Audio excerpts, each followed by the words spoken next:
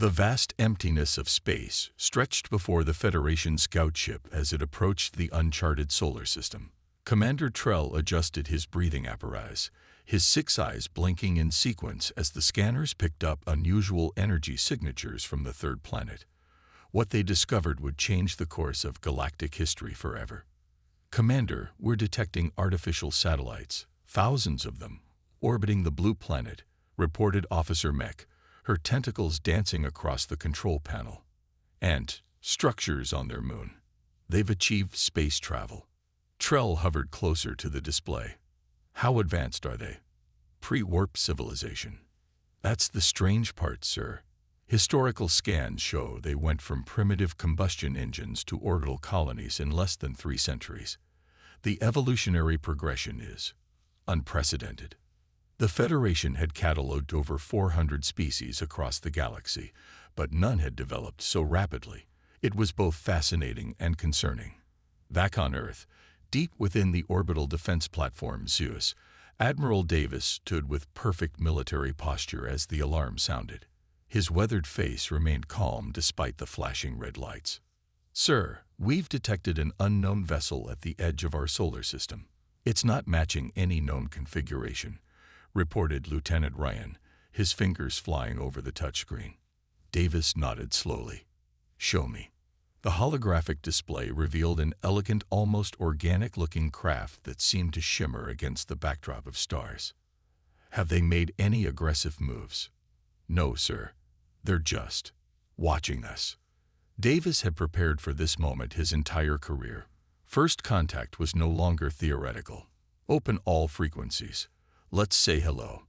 The transmission was simple, mathematical sequences followed by basic language patterns, universal concepts that any advanced civilization would recognize as an invitation to communicate. 3 days later, the Federation diplomatic vessel emerged from what humans would later learn was a controlled space-time fold. Ambassador Krell led the delegation, a tall, spindly being with translucent skin that revealed a complex circulatory system beneath. The meeting took place on neutral ground, the International Space Station orbiting Earth. Davis represented humanity alongside a hastily assembled team of scientists, linguists, and military personnel. "We welcome you to Earth," Davis said after the translation systems were calibrated. "We hope this marks the beginning of peaceful relations between our peoples." Krell's skin pulsed with colors, an emotional display the humans couldn't yet interpret. "We are the Federation, a collective of 37 spacefaring species. We've been observing your world with great interest." The diplomatic exchanges went smoothly, but it was the tour of the human vessels that truly captured the aliens' attention. Chief Engineer Trell examined the human destroyer with growing confusion. "Your ship designs are puzzling," Trell admitted, running a sensor over the thick hull plating. "You use physical armor when energy shields are more efficient. Your power distribution systems have multiple redundancies. Even your weapon systems seem designed to function after taking significant damage." Captain Moore smiled. "We build things to last. Space is dangerous. We plan for the worst." Later, aboard the Federation vessel, the aliens discussed their findings in private. "They're primitive in some ways, yet surprisingly advanced in others," noted Science Officer Vec. "Their understanding of physics is incomplete, yet they've created propulsion systems that are remarkably stable." Ambassador Krell's skin darkened with concern. "What troubles me is their history. They've spent most of their development at war with themselves. Their ships aren't just transportation. They're built for battle, even their civilian vessels." "Should we consider them a threat?" asked Security Chief Dorn. "Not yet," Krell decided, "but we should watch them closely. This species has potential to become either our greatest ally or our most dangerous rival." The Federation didn't realize that humans were listening to every word. Davis had ordered microscopic drones to infiltrate the alien vessel during the diplomatic exchange, a precaution rather than an act of aggression. Knowledge was power, especially when meeting beings from beyond the stars. Human dawn was approaching, and with it, humanity's entrance onto the galactic stage. The universe would never be the same. The massive Federation military station loomed like a metal jellyfish against the starry backdrop. 6 human officers stood uncomfortably in the alien docking bay as various Federation species moved around them, some walking on tentacles, others hovering on anti-gravity discs. Captain Miller straightened his uniform collar, feeling the weight of humanity's reputation on his shoulders. "Remember, we're here to observe and learn," Admiral Davis had told him before the mission, "but also to make an impression." The Federation had extended what they called a courtesy invitation to witness their military exercises. Everyone understood it was really an assessment of human capabilities. Captain Miller, "Welcome to Station Nexus," greeted Admiral Zor, a tall creature with silvery scales and 4 arms. "Your ship has been assigned Docking Bay 12. We look forward to seeing your participation in tomorrow's exercises." Miller caught the slight hesitation. "Thank you, Admiral. The Dauntless is ready to demonstrate what humans can contribute to galactic security." Later, in the observation lounge, Federation officers openly discussed the human vessel as if Miller and his team couldn't hear them. "Look at that hull design. So inefficient," commented a blue-skinned officer. "Physical armor plating in this age." Another officer, a floating gas-filled being inside a containment suit, wobbled with what might have been laughter. "And those propulsion systems, they're still using reaction mass when fold space is clearly superior." Miller sipped the strange alien beverage he'd been offered, hiding his smile. "Let them underestimate us," he thought. The next day, the exercise began. 20 Federation ships of various classes formed a defensive perimeter around a designated high-value target, a decommissioned station. Miller's Dauntless, a mid-sized destroyer by human standards, would play the role of adversary along with 2 Federation cruisers. "This simulation uses non-damaging energy pulses to register hits," explained the exercise coordinator. "Shields will register damage at 20% capacity of actual weapons. Begin on my mark." The Federation defense fleet was arranged in a standard spherical formation, their sleek vessels gleaming under the light of the nearby star. "Mark." Miller didn't waste any time. "All ahead full. Tactical, prepare missile spread alpha. Engineering, divert power to forward shields." The Dauntless surged forward, its engines glowing hot. Federation commanders had expected a direct approach. Instead, Miller dove beneath the defensive sphere, using a nearby moon's gravity to accelerate in an unexpected trajectory. "They're using the natural gravity well to gain velocity," observed one Federation commander. "Clever, but primitive." The Federation ships adjusted, moving to intercept. That's when Miller deployed his first surprise. "Launch decoys," he ordered. 10 small drones shot from the Dauntless, each emitting the same energy signature as the ship itself. Federation targeting systems struggled to distinguish the real threat. "Their technology is confusing our sensors," complained a Federation weapons officer. While the defense fleet split their attention, the Dauntless slipped through a gap in their formation. When they finally reacquired Miller's ship, it was too late. "Simulated torpedo launch," Miller announced calmly. "Target acquired." The exercise monitors showed a direct hit on the station. Half the defending fleet hadn't even fired a shot. Admiral Zor's scales had darkened to a deep gray, a sign of distress in his species. "Impressive tactics, Captain. Perhaps we underestimated your capabilities." The second round went similarly, with Miller employing unpredictable maneuvers that the more technologically advanced ships couldn't counter. By the third round, the Federation commanders had adapted somewhat, but the Dauntless still managed to inflict significant simulated damage before being neutralized. After the exercise, Federation engineers swarmed the human ship, scanning its systems with barely concealed curiosity. "Your reactor design is fascinating," admitted Chief Engineer Plex, a 6-legged insectoid. "It's less efficient than ours, but remarkably stable under stress conditions." Miller nodded. "Humans have always valued reliability over maximum performance. In space, breakdowns mean death." That evening, Federation Military Command held a private meeting.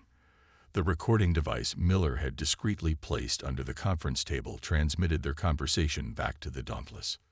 "We may have misjudged these humans," Admiral Zor was saying. "Their technology is unrefined, but their tactics are unsettling. They think differently." "Perhaps they could be useful allies," suggested another voice. "Or dangerous enemies," countered a third.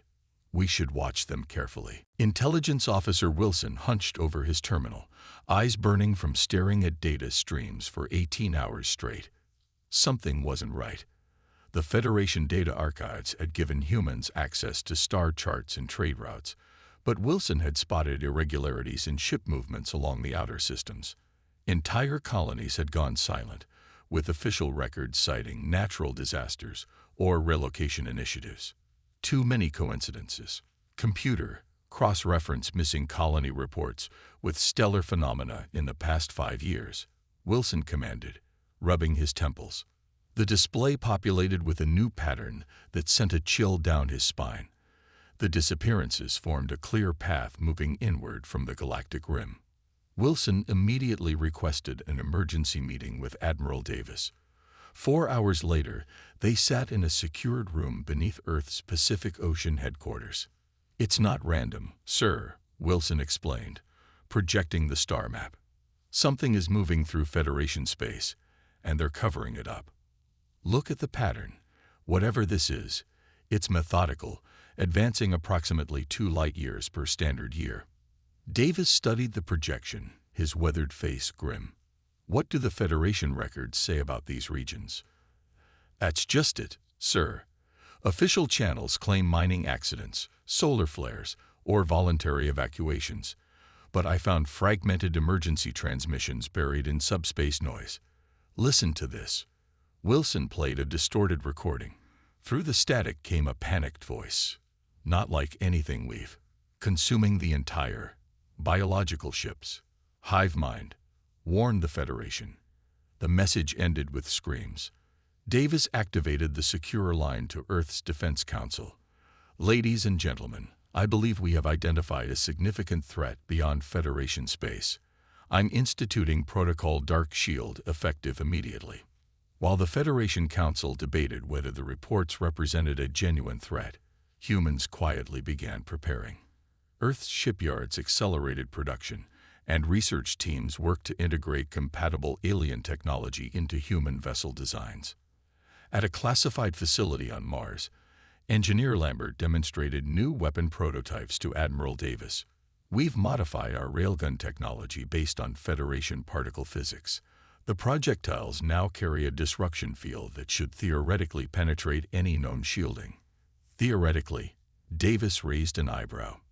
"We can't exactly test them against Federation ships, sir, but the simulations are promising." Davis nodded. "Keep working.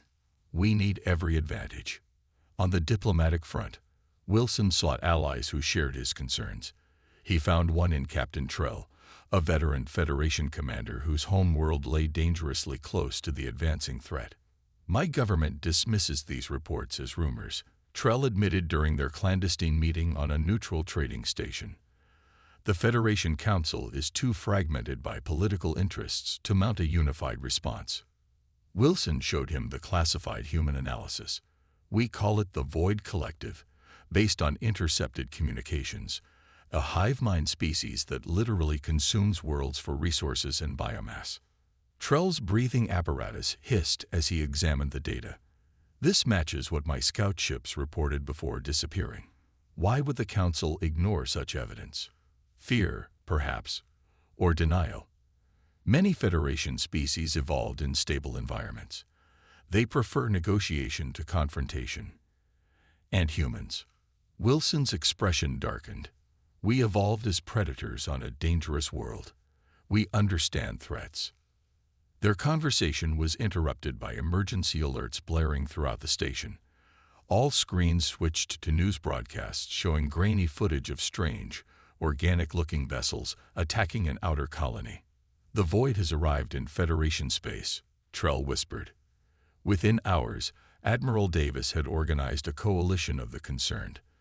5 Federation captains willing to defy their superiors and join forces with the human fleet. It wasn't much against what they faced, but it was a start. Back on Earth, President Torres addressed the global population. Humanity has always risen to meet challenges. We extended our hand in friendship to the stars, and now we extend our shield to protect our galactic neighbors. The Earth Defense Fleet is mobilizing. In orbit, human ships prepared for departure. Unlike the elegant designs of Federation vessels, human ships were angular, heavily armored, and bristling with weapons. They had been designed with a single philosophy in mind: survive and fight. The crews aboard knew they might be the only thing standing between civilization and extinction. The void was coming, and humanity was ready. The Argos colony pulsed with everyday life, its biodomes gleaming under the light of twin suns. It was the furthest Federation outpost, established just 15 years ago, home to nearly 30,000 colonists from various species. None of them noticed the darkness gathering at the edge of their system, a darkness that moved with purpose. Captain Foster of the human merchant vessel Hermes was enjoying a rare moment of relaxation in the colony's central plaza when the alarms began to wail. He was only here to deliver medical supplies, a routine run for a small crew of 7. Attention all citizens, unidentified vessels approaching. This is not a drill. Please proceed to emergency shelters immediately, the automated system announced in 17 different languages. Foster's communication device buzzed with an emergency signal from his ship. "Captain, you seeing this?" came the voice of his first officer, Parker. "The sensors are going crazy.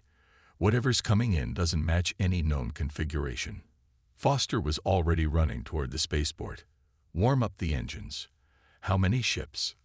"At least 20. No, wait, 40. They're multiplying as they approach. They look organic." The colony's defense grid activated, a shimmering energy barrier encasing the settlement.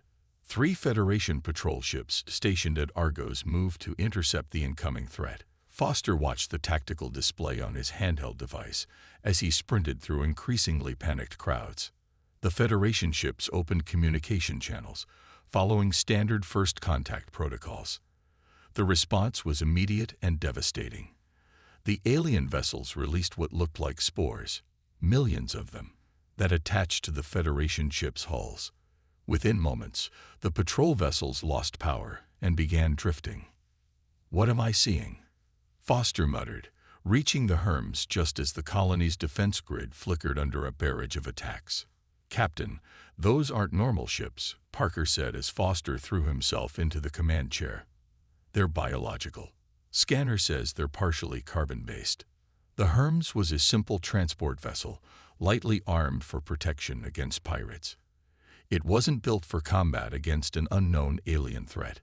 But as Foster watched the tactical display, he saw the Federation ships being systematically dismantled, literally consumed by the attacking vessels. "We've got civilian transports trying to evacuate," Communications Officer Lee reported. "The aliens are targeting them specifically." Foster made his decision instantly. "Power up all systems. Weapons online." Parker stared at him. "Sir, we're outmatched 100 to 1. Those people will die if we don't buy them time," Foster replied, taking manual control of the ship. "Besides, we humans have a knack for surviving impossible odds." The Hermes shot upward, breaking from the spaceport with a roar of engines. Foster had one unexpected advantage. The void vessels had never encountered humans before. They didn't know what to expect. "Target the nearest cluster attacking that civilian transport," Foster ordered. "Full power to forward shields." The Hermes railguns fired, magnetic accelerators launching depleted uranium slugs at a fraction of light speed. The projectiles tore through 3 void vessels, causing them to convulse violently before breaking apart. "They're vulnerable to kinetic impacts," shouted Tactical Officer Rivera. "Their outer membranes can't withstand the force." Foster grinned grimly. "Good old-fashioned bullets. Sometimes the old ways are best."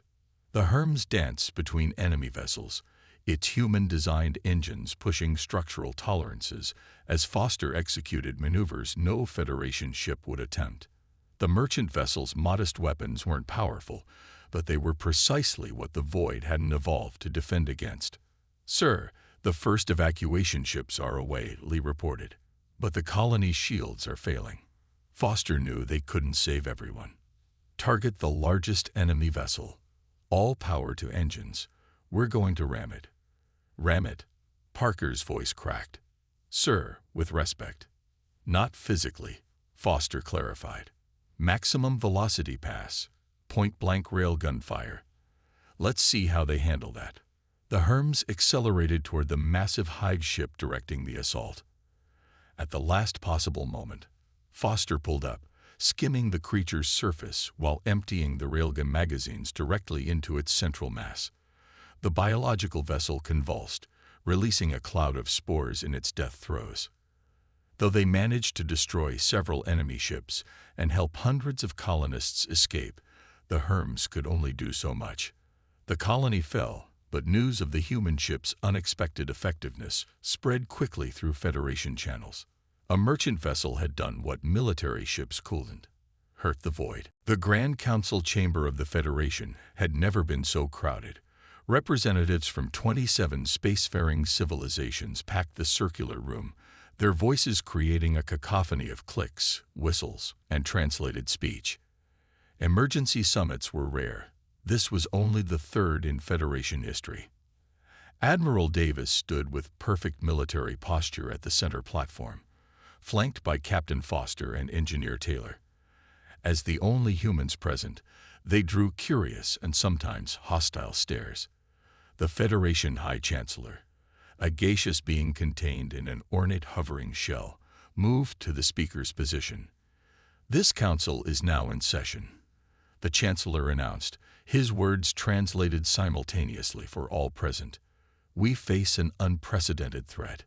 The entities designated as the Void Collective have destroyed 7 colonies and disabled 15 military vessels." Holoprojections displayed the devastation. Worlds stripped of resources, populations vanished, ships torn apart by biological weapons. The chamber fell silent. "The human delegation has requested speaking rights," the Chancellor continued, a note of reluctance in his translated voice. "As they have combat experience against this enemy, we will hear them." Admiral Davis stepped forward. "The Void is unlike anything we've encountered, but not unstoppable. Human vessels have engaged them successfully because our technology developed along different paths than yours." He gestured to the tactical displays. "Federation ships rely on energy shields and directed energy weapons. The Void has evolved specific countermeasures to these technologies. Human ships used kinetic weapons and physical armor, approaches the Void hasn't adapted to." Murmurs spread through the chamber. A reptilian delegate rose from his seat. "You expect us to believe that your primitive projectile weapons are superior to our advanced technology." "Not superior," Davis clarified. "Different, and in this case, effective. The Void adapts quickly, but it hasn't encountered humans before. We have a window of opportunity." Engineer Taylor activated a holographic display showing schematics of a massive warship. "This is the Spearhead prototype. We've designed it specifically to counter Void biology based on data from previous engagements." The alien representatives studied the design with professional interest. The ship's hull was angular and heavily armored, with multiple redundant systems and weaponry unlike anything in the Federation arsenal. "Those cannons," asked a Federation admiral, pointing to massive turrets along the ship's spine. "What do they fire?" "Armor-piercing rounds containing a nano-disruptor payload," Taylor explained. "They penetrate the Void's outer membrane, then release compounds that break down their biological systems from within." The Federation War Minister, a crystalline being that shimmered with internal light, spoke next. "Why should we trust humans with our defense? Your kind has been known to us for less than 1 standard year." Captain Foster stepped forward. His uniform still showed damage from the battle at Argos Colony. "Because we're already fighting. My merchant vessel saved hundreds of your citizens, while your military ships were being consumed. The chamber erupted in angry shouts and defensive posturing. The Chancellor called for order. "The Federation has led this galaxy for 2,000 years," protested one delegate. "We will not cede military authority to newcomers." Davis remained calm. "We're not asking for authority. We're offering partnership. Your technology combined with our tactics and weapon systems. Together, we might stand a chance." The debate raged for hours. Federation pride collided with the undeniable reality of the Void's advance. Finally, a compromise emerged. The Federation would maintain overall strategic command, but human officers would take tactical leadership in combat operations. As the summit concluded, Engineer Taylor gave Davis a concerned look. They didn't approve the full production run of Spearhead-class ships, only the prototype. Davis nodded. "One ship is enough to prove what we can do. The Federation needs to see results before they commit fully." Outside the chamber, Captain Foster found himself approached by a growing number of alien captains and crew members. "Your ship fought the Void and survived," said one, a tentacled being with multifaceted eyes. "Would you share your tactics with my crew?" Another captain joined them. "My world lies directly in the Void's path. I would rather adapt human methods than watch my home die." Foster looked at the gathering crowd of aliens. Enemies just days ago, now potential allies. "Of course, we're all in this together now." The command center of Station Bastion hummed with activity as officers from a dozen species worked side by side. General Reed moved between the holographic displays, his weathered face illuminated by the glow of tactical projections. As the human appointed to coordinate combined fleet operations, he carried the weight of countless lives on his shoulders. "Void forces are moving faster than anticipated," reported a Federation analyst, her translucent fingers dancing across her console. "They've adapted their biological propulsion. Travel speed has increased by 22%. Reed studied the movement patterns. "They're learning, evolving specifically to counter our advantages." Around him, the combined fleet was taking shape. Federation vessels gleamed in orbital docks as human engineers installed new weapon systems. The elegant alien ships now bristled with railgun turrets and missile pods, modifications that many Federation captains had initially resisted as crude and inelegant. "The Krell Battle Group has completed retrofitting," announced Communications Officer Puddle. "That brings us to 68% of the fleet." Reed nodded. "Not enough time to finish them all. We deploy in 18 hours with whatever we've got ready." The plan was bold, perhaps reckless. Intelligence suggested the Void was massing for a major push toward the core systems. Reed had convinced the Federation Council to authorize a preemptive strike, an ambush at the Arcturus Nebula, where the cosmic dust would interfere with the Void's biological sensors. In the officers' mess, Captain Miller sat with Federation Captain Vix, comparing notes on combat tactics. "Your ships are designed to operate in perfect formation," Miller explained, moving salt shakers across the table to demonstrate. "That's why the Void targets your command vessels first. Break your formations, use chaotic patterns, be unpredictable." Vix's eye stalks swiveled with concern. "Our tactical doctrines are based on centuries of warfare against conventional enemies," Miller replied. "The Void isn't conventional. It thinks as one organism. It expects patterns and order." As the deadline approached, Reed addressed the combined fleet from the command center. His image appeared on view screens throughout hundreds of vessels. "We face an enemy that consumes entire worlds," he began. "It cannot be reasoned with or deterred. Today, we stand together not as humans or Federation, but as the defenders of all life in this galaxy." The fleet departed with military precision -201 ships of various classes and designs, the largest force assembled in recent Federation history. At its heart flew the Federation flagship, the massive Eternal Light, commanded by Supreme Admiral Zoll. The human vessels, fewer in number but heavily armed, formed the vanguard of the formation. They reached the Arcturus Nebula 12 hours later, taking position behind the swirling cosmic clouds. Sensors were deployed, weapons charged, and the fleet waited in silence. "Contact," announced the sensor operator finally. "Multiple void signatures approaching." Reed leaned forward. "How many?" The answer came with horrified disbelief. "Over 600, sir. 3 times our intelligence estimates." The ambush quickly became a desperate battle for survival. The void had somehow anticipated their strategy, emerging from multiple vectors simultaneously. The nebula, meant to be their advantage, now limited the fleet's maneuverability. Federation ships fell into their traditional formations, presenting organized targets for the void's biological weapons. Human vessels broke ranks, fighting independently with a ferocity that surprised even their allies. "Admiral Zoll's flagship is surrounded," reported Tactical Officer Jones. "Their shields are failing." Reed made a quick calculation.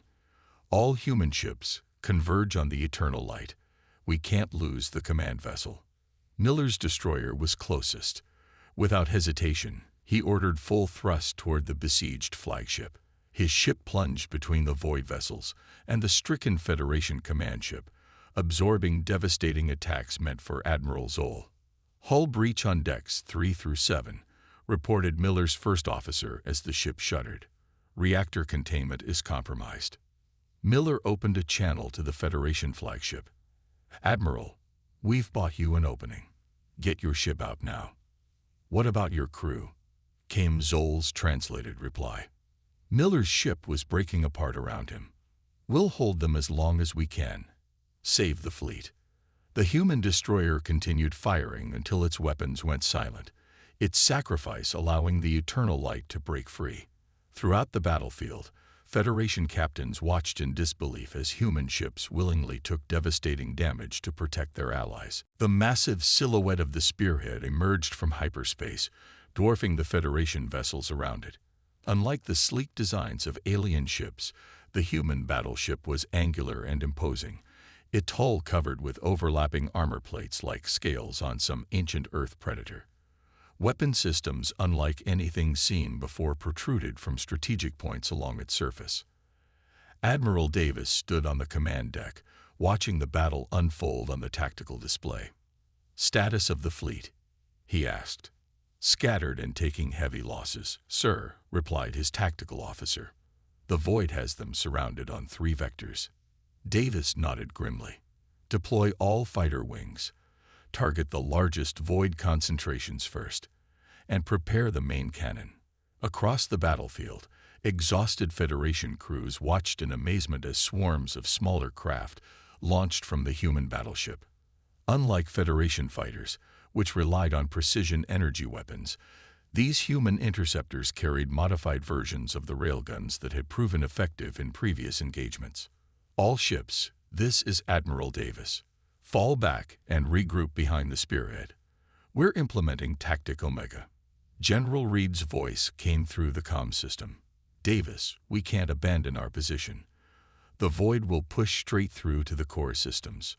"Trust me, old friend," Davis replied. "We're not retreating.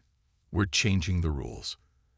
As the Allied ships struggled to disengage, the spearhead advanced directly into the heart of the void fleet, its point defense systems creating a wall of fire that disintegrated any biological ships that came too close.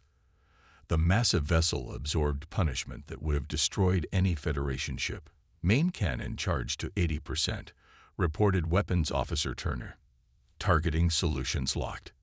Davis opened a channel to all human ships. "All units, execute electronic warfare package Sunburst now." Across the battlefield, human vessels activated specialized transmitters, flooding space with carefully calibrated electromagnetic pulses. To most species, it would appear as random noise, but the human scientists had discovered the Void Collective communicated through similar electromagnetic patterns. The human transmissions acted like a virus in their hive mind. The effect was immediate and dramatic. The previously coordinated void ships began moving erratically, some crashing into each other, others firing on their own kind. "They're confused," Reed observed from his command ship. "The hive mind is fragmenting." Davis nodded. "Now, while they're disorganized, all ships, concentrate fire on the central mass. The spearhead's main cannon finally fired, not an energy beam, but a massive projectile surrounded by a field of disruptive energy. It tore through the largest void vessel, creating a chain reaction that spread outward through the connected biological ships. Federation captains, seeing the strategy's effectiveness, quickly adapted. Ships that had been on the verge of retreat now pressed the attack, targeting the weakened void formations with newly installed human weapons. The battle raged for another 6 hours, but the outcome was no longer in doubt. Without their hive mind coordination, the void ships fought as individuals against a united fleet. One by one, they were destroyed or driven off.